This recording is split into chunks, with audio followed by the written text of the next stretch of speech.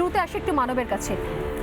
মানব, আপনারা ব্যবস্থা নিচ্ছেন, আজকে আপনাদের একটা অংশ রাস্তায় নেমেছেন, যারা সাংবাদিকরা আহত হয়েছেন, সংবাদ মাধ্যমের ওপর আঘাত এসছে গতকাল মিছিল থেকে, তার বিরুদ্ধে প্রতিবাদও করেছেন আপনারা। কিন্তু এই যে মিছিল যাদেরকে নিয়ে হলো, যেভাবে হলো, এখন গুন্ডা দমন আইন প্রয়োগ করেছেন বলে অনেকেই বলছেন যে কেন এখানে গুন্ডা দমন আইন প্রয়োগ করা হবে? হাতে তো কোনো অস্ত্র দেখতে পাওয়া যায়নি, শুধু জুতো ছোড়া হয়েছে, বোতল ছোড়া হয়েছে, মাঝে মধ্যে ইটের টুকরো ছোড়া হয়েছে বলেও শোনা গেছে। তাহলে কেন গুন্ডা দমন আইন? কিভাবে আপনারা নিয়ন্ত্রণ করবেন, কিভাবে আইডেন্টিফাই করবেন যে বামেদের মিছিলে কোন কোন বেনজল ঢুকেছিল গতকাল? মাননীয় মুখ্যমন্ত্রী শুভেন্দু অধিকারী অলরেডি আজকে বিধানসভায় বক্তব্য রেখেছেন। তিনি পরিষ্কার জানিয়ে দিয়েছেন কেন গুন্ডা দমন আইন এদের ক্ষেত্রে বলবৎ হলো। সাংবাদিকদের মারধরের ঘটনা আমরা প্রথমেই বলি যে সিপিএম আমল হোক বা তৃণমূল আমল হোক, আমরা বরাবর প্রতিবাদ করেছি। যেহেতু আমি সাংবাদিক ছিলাম বা এখনও আছি, এটা কখনই হতে দেওয়া যেতে পারে না। সবচেয়ে বড় ট্রেন্ড যেটা আমরা দেখেছি, যেটা এখনও অনেক লোক বলতে পারে না, ধর্মনিরপেক্ষতা বা সেকুলারগিরির মুখোশ পরে থাকে। মুর্শিদাবাদের ক্ষেত্রেও আমরা দেখেছি, মালদার ক্ষেত্রেও আমরা দেখেছি। এই যে শুক্রবার নামাজের পর 2-3টে টাইম দিয়ে এই ঘটনাগুলো ঘটানো, এটা পশ্চিমবঙ্গে একটা ট্রেন্ড হয়ে দাঁড়িয়েছিল। এবং এটা মমতা বন্দ্যোপাধ্যায়ের আমল থেকে শুরু হয়েছে। তার তোষণ নীতি ছিল, তোষণ রাজ ছিল, এবং তোষণ রাজের ফলে যে গুন্ডাগুলো তৈরি হয়েছিল, সেই গুন্ডাগুলো এখনও ভাবছে তৃণমূল শেষ হয়ে গেছে, এবার সিপিএমের ছত্রছায়ায় গিয়ে এই তোষণ রাজের যারা গুন্ডা তৈরি হয়েছিল তারা এবার এই রাজ্যে অশান্তির কাজ করবে। আমার মনে হয় না এরা খুব একটা বেশি দিন চালাতে পারবে এই কাজ। 2 মাস মাত্র হয়েছে নতুন সরকার ক্ষমতায় এসছে। ইতিমধ্যেই এই ঘটনা, গতকালের যে ঘটনা ঘটলো, 70 থেকে 75 জন আইডেন্টিফাইড হয়েছে। তাদের প্রত্যেককে তোলা হবে, গুন্ডা দমন আইন এদের বিরুদ্ধে প্রয়োগ হবে। যে এখানে শিক্ষা ব্যবস্থা নিয়ে এতদিন ধরে ওখানে চলছে, যা চলেছে তার নমুনা কিছু কিছু আমি দেখাবো আরো, কিন্তু সেখানে যখন সেই আন্দোলন যখন একদম স্থিমিত, যখন সেখানে সমাধান সূত্র বেরিয়ে এসছে, আজকে শিক্ষামন্ত্রী ইস্তফা দিয়ে দিয়েছেন। গতকাল তার আগের দিনকে সোনাম ওয়াংচুক অনশন প্রত্যাহার করে নিয়েছে এই ভারত সরকারের উপর ভরসা রেখে, বিজেপি সরকারের উপর ভরসা রেখে। সেখানে ককরোচ জনতা পার্টি তারা দফায় দফায় গিয়ে মিটিং করছে। সেখানে এখানে হঠাৎ করে নতুন করে একটা নতুন সরকার এসে সেখানে হঠাৎ করে জলকে ঘোলা করে সেখানে ঘোলা জলে মাছ ধরতে যাওয়ার চেষ্টা কেন? এখান থেকে হঠাৎ করে বামেদের আরশোলা সাজার চেষ্টা কেন? দেখো, দিল্লি হোক বা কলকাতা, এই আন্দোলনের সঙ্গে দূর দূরান্তে কোনো শিক্ষার কোনো সম্পর্ক নেই। এখানে প্রশ্ন ফাঁসের কোনো সম্পর্ক নেই। কীভাবে প্রশ্ন ফাঁস হয়েছে, সেই ব্যক্তিটা খেয়ে যিনি প্রশ্ন ফাঁস করেছেন, তার সঙ্গে কংগ্রেসের কী সম্পর্ক, এখন গোটা ভারতের মানুষের কাছে পরিষ্কার হয়ে গেছে। এখানে কোনো রকমের প্রশ্ন ফাঁসের কিছু নেই। যারা আন্দোলন করছে দিল্লিতে হোক বা কলকাতায়, তাদের সঙ্গে দূর দূরান্তের শিক্ষার কোনো সম্পর্ক নেই। তাদের পরিচয় আমরা আস্তে আস্তে দেখতে পাচ্ছি।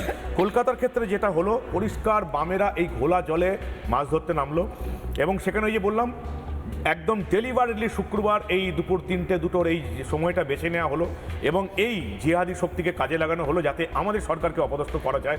সেটা এখন আর চলবে না, খুব পরিষ্কার কথা, এটা চলবে না, কোনো দিনই চলবে না। কারণ এখন আর মমতা বন্দ্যোপাধ্যায়ের সরকার নেই, ডাবল ইঞ্জিনের সরকার, বিজেপির সরকার, মুখ্যমন্ত্রীর নাম শুভেন্দু অধিকারী। এই জিনিস চলবে না, সবে 2 মাস হয়েছে। আমি বাংলার বা পশ্চিমবঙ্গের মানুষকে একদম গ্যারান্টি দিচ্ছি, এই জিনিস আর চলবে না। আমরা বারুইপুরের ক্ষেত্রে দেখতে পেলাম কি তাড়াতাড়ি অ্যাকশন হলো। এবং সত্যি কথা বলতে কি, সাংবাদিকদের মারধরের কথা এলো, একটা খুব জঘন্য জিনিস আমি দেখতে পেলাম, ভিডিও ফুটেজে রয়েছে, যে যখন আমাদের সহকর্মী একজন ক্যামেরাম্যানকে মারধর করা হচ্ছে, সিপিএম এর একজন সিনিয়র লিডার সেই অঞ্চলে দাঁড়িয়ে দাঁত বের করে হাসছেন। সিপিএম এর নেতা, সিনিয়র লিডার, যার আবার এই রাজনৈতিক জগতে প্রচুর নাকি ভালো নাম আছে, অনেকে তার সমালোচনা করতে ভয় পাচ্ছেন বিভিন্ন দলের লিডাররা, যে উনি ভালো মানুষ, একদিন আমরা ভালো মানুষ বলে জেনেছি, তার সামনে আমাদের একজন ক্যামেরাম্যানকে রীতিমতো মারধর করা হলো, হেনস্থা করা হলো। আপনারা নাম নিতে পারছেন না কেন? শ্রমিক লাহিড়ী, আমার নাম নেওয়ার কিছু নয়, সোজা সাপটা কথা বলি বলে বাংলার মানুষ আমাকে পছন্দ করে, অনেকে অপছন্দ করেন। শ্রমিক লাহিড়ীর কথা বলছি, যাকে আমাদের রাজ্যের এখনও অনেক রাজনৈতিক দলের লোকেরা নাম বলতে পারছেন না। শ্রমিক লাহিড়ী নাকি প্রচুর সুনাম, পরিষ্কার ভিডিও ফুটিয়ে দেখতে পাচ্ছি শ্রমিক লাহিড়ী একেবারে দাঁত বের করে হাসছেন। সেখানে একেবারে আমাদের সংবাদ মাধ্যমের একজন ক্যামেরাম্যানকে মারধর করা হচ্ছে, হেনস্থা করা হচ্ছে, শ্রমিক লাহিড়ী সেই ভিড়ের মধ্যে দাঁড়িয়ে উনি ওখানে হাসছেন। কীরকম নির্লজ্জ কাজে সিপিএম নেতার। পুরো সিপিএম দলটাকে আমি ধিক্কার জানাচ্ছি এই ঘটনার কারণে।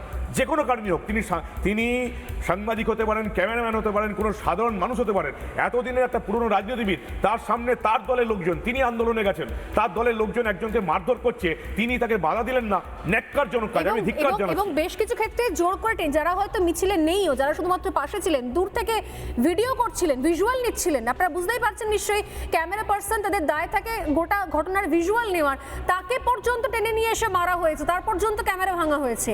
এই ঘটনাগুলো ঘটনা হয়েছে গতকাল, কিসের জন্য, কোন উদ্দেশ্যে? আমি একটু রিয়াকশন নিই, কারণ সিপিআই এর তরফ থেকে রয়েছেন এখানে শুভম কি বলবেন? দেখো, প্রথম কথা হচ্ছে কালকেই ছাত্রদের, বামপন্থী ছাত্রদের ডাকে মহামিছিল হলো, আর আজকেই যে দাবিতে মহামিছিল সেই দাবি পূরণ হয়ে গেল, ধর্মেন্দ্র প্রধান ইস্তফা দিলেন। মানে আপনাদের মিছিলের জন্য এই জন্যই বোধহয় বলে যে what Bengal things today India things tomorrow, এই কারণেই বোধহয় বলে। এবার আমি দুটো কথা আগে একটু বলি। তার আগে তো সোনাম ওয়াংচুক অনশন প্রত্যাহার হ্যাঁ, আমি সোনাম ওয়াংচুকের কথাটাই বলি আগে। হ্যাঁ, সেটা হচ্ছে সোনাম জনতা পার্টি ওখানে গিয়ে কথাও বলে চলে বলবো না, তুমি বলবে। তার আগে নরেন্দ্র মোদি মাঝরাত্রে ভিডিও করে দিলেন। আমি বলবো না, তুমিই বলবে। মুর্শিদাবাদে হিন্দুদের উপর অত্যাচার শুক্রবার নামাজের পরে হয়। ওনারা বলছেন যে ওনারা বলতে চাইছেন যে ওনারা গতকাল ভাগ্যিস কলকাতায় তাণ্ডবটা করলেন, মিছিলটা করলেন, তাই জন্য আজকে ধর্মেন্দ্র প্রধান ইস্তফা দিলেন, এটা ওনারা বলতে চাইছেন। নানা ধরনের কন্টেন্ট দেখার জন্য লাইক করুন, শেয়ার করুন আমাদের ফেসবুক পেজ, সাবস্ক্রাইব করুন আমাদের ইউটিউব চ্যানেল।